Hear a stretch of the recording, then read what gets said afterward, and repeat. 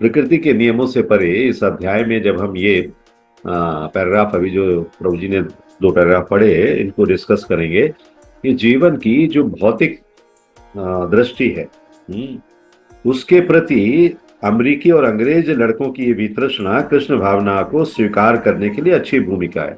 प्रभुपाद यहाँ पर क्या बता रहे हैं कि जो अमेरिकी यूथ है वो उस समय इस हालत में था कि उसे अपने लिए कोई रास्ता नजर नहीं आ रहा था, अपना भविष्य नजर नहीं आ रहा था, इतने भटके हुए थे। मतलब वो इतना भटकाव था उनके जीवन में कि उनके पेरेंट्स ने भी उनको छोड़ दिया था। वहां वैसे भी पेरेंट्स को इतना बच्चों से लगाव नहीं होता, ना बच्चों को पेरेंट्स से होता है, ना पेरेंट्स को बच्चों से होता है। 16-17 साल का हुआ वो अपना जीवन जीने लगता है। तो अभी वो सबसे अलग हैं, उनको कोई गाइडेंस करने वाला है नहीं, इसलिए वो ड्रग्स के चक्कर में आ जाते हैं, और ड्रग्स के चक्कर में आ जाते हैं तो जीवन और भी बर्बाद हो जाता है। और उस समय पर श्रील प्रभुपाद इस कृष्ण भावना अमृत को लेकर, वास्तव में अमृत है, कृष्ण भावना का अमृत लेकर वहां पहुंचे और उन्होंने सबको वो ड्रॉप ड्रॉप बूंद बूंद सबको पान कराया। सबको पान कराने से जो पान कर सके, जिसको स्वीकार कर सके, वो निकल गए उस मार्ग से और कृष्ण भावनामृत, सच्चे कृष्ण भावनामृत के मार्ग पर आ गए।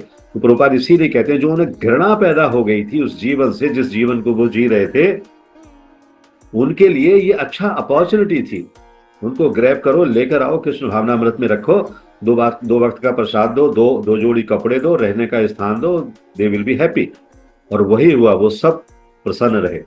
निसंदेह कृष्ण भावना भावित होने के लिए किसी को गरीब होने की आवश्यकता नहीं है, किंतु यदि कोई चाहे कि वो भौतिक जीवन के सुखों का भोग करते हुए आध्यात्मिक दृष्टि से भी उन्नति करता रहेगा तो ये संभव नहीं है। ये वही है जो अभी सचिन प्रभु कह रहे थे कि एक्सीलेटर और ब्रेक आप दोनों एक साथ नहीं पैर रख सकते उन पर, किसी एक पर ही रखना पड़ेगा, तभी आपकी गाड़ी आगे बढ़ेगी, वरना गाड़ी नहीं बढ़ेगी। गाड़ी आगे बढ़ने का मतलब है किसी एक का आश्रय आपको लेना पड़ेगा। कृष्ण भावनामृत का आश्रय लेंगे तो आप आध्यात्मिक जगत में बढ़ेंगे, और कृष्ण भावनामृत का आश्रय नहीं लेंगे तो आप भौतिक जगत में बढ़ेंगे या नहीं बढ़ेंगे वो आप जाने, वो आपका आउटलुक है।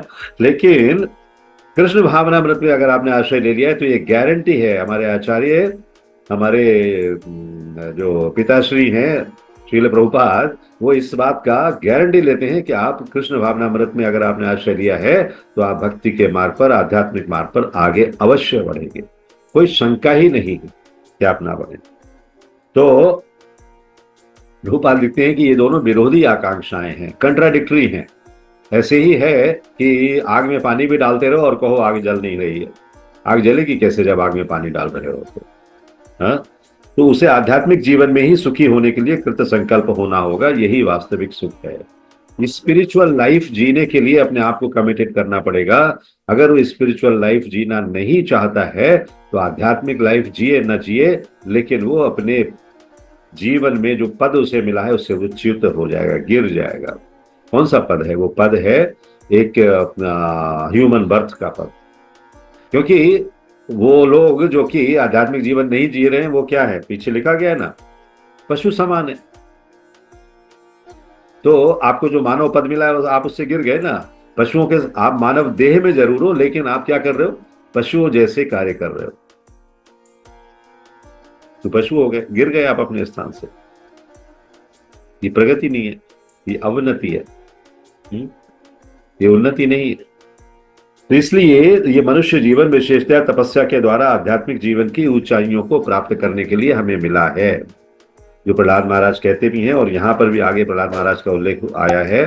प्रहलाद महाराज जैसे कहते हैं, पहले भी मैंने शायद आपको बताया होगा कि व्यक्ति को 5 वर्ष की आयु से भगवत भक्ति आरंभ कर देनी चाहिए, और अगर वो 5 वर्ष की आयु से प्रारंभ नहीं करता है तो उन्होंने एग्जाम्पल भी दिया है कि अगर उसकी आयु मान लो 80 साल है या 60 साल है तो उसमें से पहले ही 15-20 साल तो बचपन के और युवावस्था के निकल जाते हैं, समाप्त हो जाते हैं। आप भक्ति नहीं कर रहे हो तो गए वो 20 साल, बर्बाद कर दिया। हम सबने बर्बाद किए, मैं अपना भी बताता हूं, मैंने भी बर्बाद किए। वो साल निकल गए, भक्ति नहीं की थी। लेकिन आज हमारे बच्चे अगर जुड़ जाएंगे उससे तो उन्होंने वो बर्बाद नहीं कर रहे हैं, वो जुड़ गए उससे, हमें कोई जोड़ने वाला नहीं था। तो इसलिए वो जो स्थिति है ना, 20 साल वो निकल गए, फिर आपका विवाह हो गया, गृहस्थ में आ गए, बच्चे हो गए, बच्चों के पढ़ाई लिखाई हो गई, सेवा हो गया, ये हो गया, वो हो गया, तो ये सब करने के बाद 20 साल उसमें निकल गए, 40 साल निकल गए, हरिभजन का अभी आपने नाम नहीं लिया। फिर 40 साल के बाद अभी ये चिंता है, ये सेटल हो जाएंगे कि नहीं हो जाएंगे, मैं क्या करूंगा, मुझे पेंशन मिलेगी कि नहीं मिलेगी, मेरा आगे का जीवन कैसे चलेगा, हाँ मैं कुछ कर पाऊंगा कि नहीं कर पाऊंगा, चलो कुछ पार्ट टाइम ही कर लेता हूँ, ये कर लेता हूँ, वो कर लेता हूँ, बच्चों के लिए जुगाड़ में लगे रहते हैं, इसको ऐसा करा दो, उसको वैसा करा दो, शायद मुझे बुढ़ापे का सहारा हो जाए। बच्चे कुछ बन जाए ना बन जाए, बुढ़ापे का सहारा नहीं बन सकते। ये कटु सत्य है जीवन का। तो इसलिए ये सब चीजें चिंतन करते हुए बुढ़ापा भी आता जाता है, और हम इन समस्याओं में जूझते रहते हैं, संकटों में जूझते रहते हैं, 20 साल और निकल जाते हैं। अब हम हो गए 60 साल के। जब 60 साल के हो गए, तब भी अगर कोई कहता है कि कुछ भक्ति कर लो, तो कहते हैं अभी तो नाती पोते खिलाने हैं, अभी तो ये करना है, अभी तो वो करना है, बहुत सारे काम है, कैसे करूं। तो एक साधु की और एक व्यापारी की कथा आती है। तो एक व्यापारी था, उसके पास एक साधु आए, बहुत पहुंचे हुए साधु थे, मिलने के लिए आए।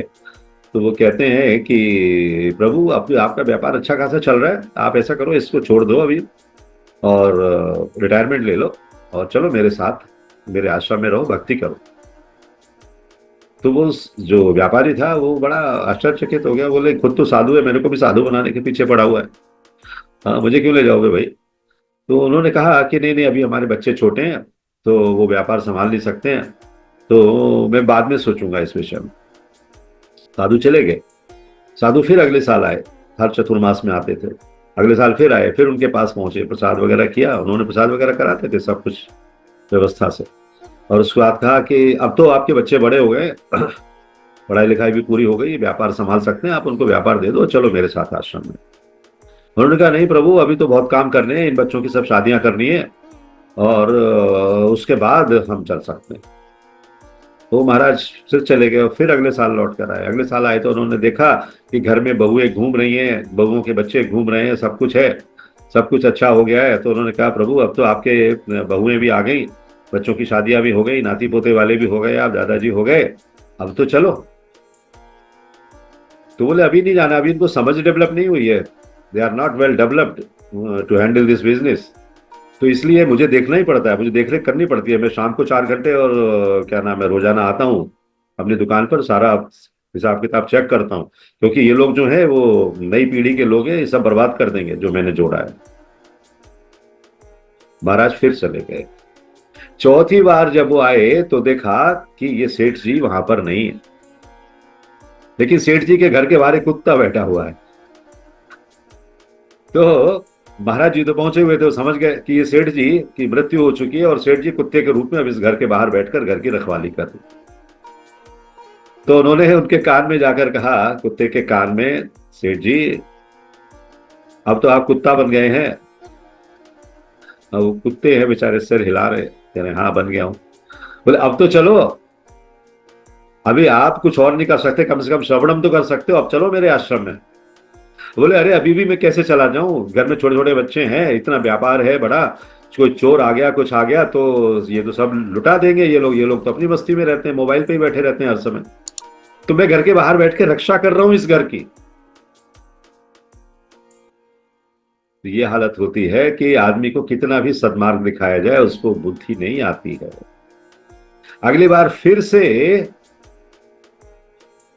महाराज आए, 5वीं साल। और जब आए तो उन्होंने देखा कि वो लड़के जो हैं उनके, वो घर के बाहर एक सांप को मार रहे, लाठियों से पीट रहे। महाराज फिर समझ गए कि कुत्ते में भी, कुत्ते की योनि में भी इनका देहांत हो गया, और अब ये सांप बनकर यहां पर बैठे हुए हैं, और सांप को तो कोई घर में देखना ही नहीं चाहता। तो उसको निकाल कर बाहर सड़क पर ले आए और मार मार कर उसके जान निकाल दिया। तो ये होता है, वो सांप भी क्यों बने थे, क्योंकि उनको मोह था अपनी माया से, सबसे वेल्थ से, तो उसकी रक्षा करने के लिए अब सांप बनकर बैठ गए। अंतकाल में जो आपकी बुद्धि रहती है उसी हिसाब से आपको शरीर मिलता है। तो उनका दिमाग तो माया में है, पहले कुत्ता बने, फिर थोड़ा सा और नीचे चले गए तो सांप बन गए। अभी सांप बन गए तो सांप बन के रक्षा कर रहे हैं, लेकिन घर वालों ने देखा सांप सांप सांप सांप, बाहर निकाला उसको और मार डाला।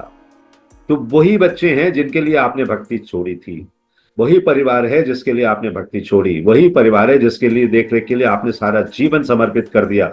उन्होंने ही बाद में लाठियों से डंडों से आपको मार डाला।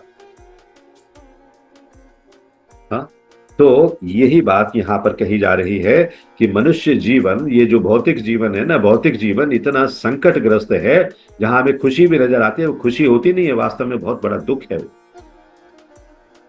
लेकिन हम अपेरेंटली देखते हैं, बॉक्स को देखते हैं, हरा है, लाल है, पीला है, नीला है, खुश हो जाते हैं। उसके अंदर चाहे कंकड़ पत्थर ही क्यों ना भरे हो, तो उसके अंदर कंकड़ पत्थर ही है ये जीवन के। तो भारत के इतिहास में भरत महाराज का जो वर्णन कर रहे हैं, भरत महाराज केवल 24 वर्ष की अवस्था में अपनी युवा पत्नी, छोटे बच्चों को, राज्य को, सबको छोड़कर चले गए।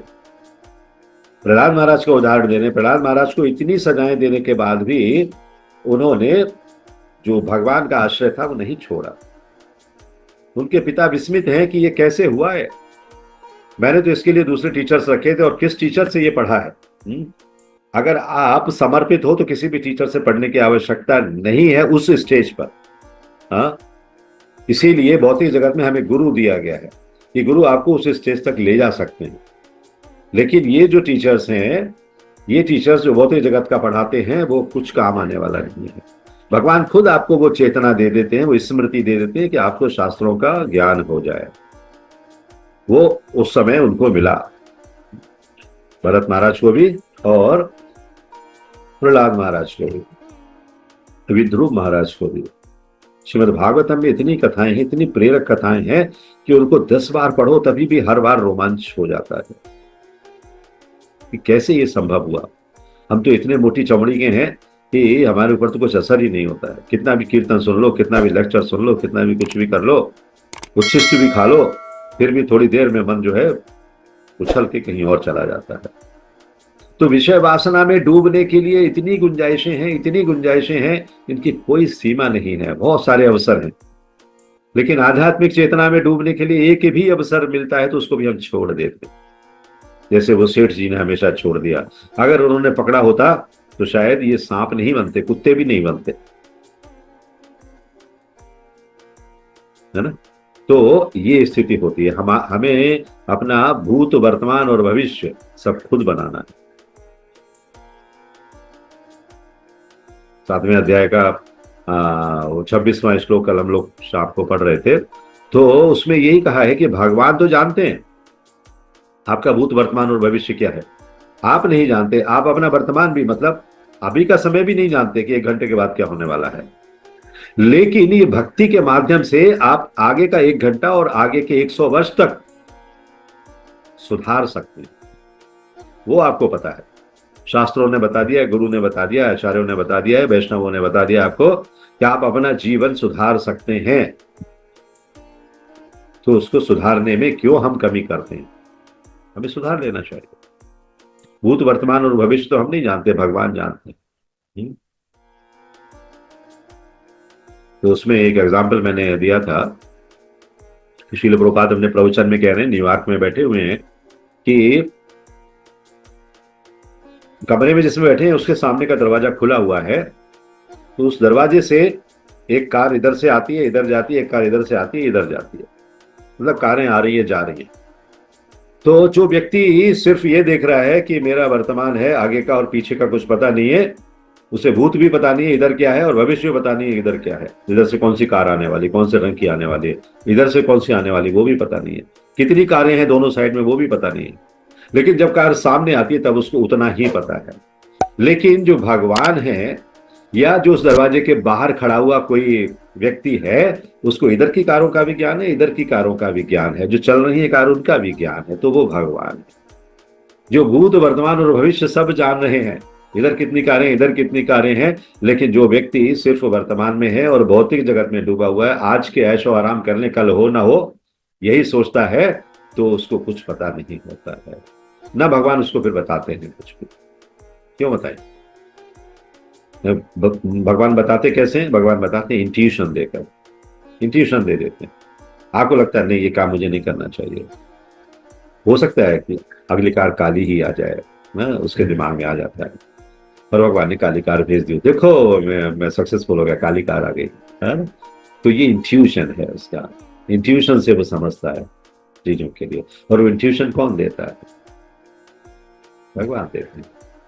भगवान की एक विशेष कृपा होती है, जब आप उस स्तर पर भगवान के लिए समर्पित होते हैं तो भगवान आपको इंट्यूशन देते हैं। मुझे ये काम नहीं करना चाहिए, मुझे वहां नहीं जाना चाहिए, मुझे इससे बात नहीं करनी चाहिए, मुझे ये नहीं खाना चाहिए। ये सब इंट्यूशन आपके दिमाग में आता जाता है धीरे धीरे। राइट, तो यहाँ रुकेंगे। हरे कृष्णा कृष्ण कृष्ण हरे हरे, हरे Ram Ram Hare Hare. If you like this video, press the like button and share it with your family and friends. If you want to watch more such videos, please subscribe to our channel, and for getting updates, press the bell icon.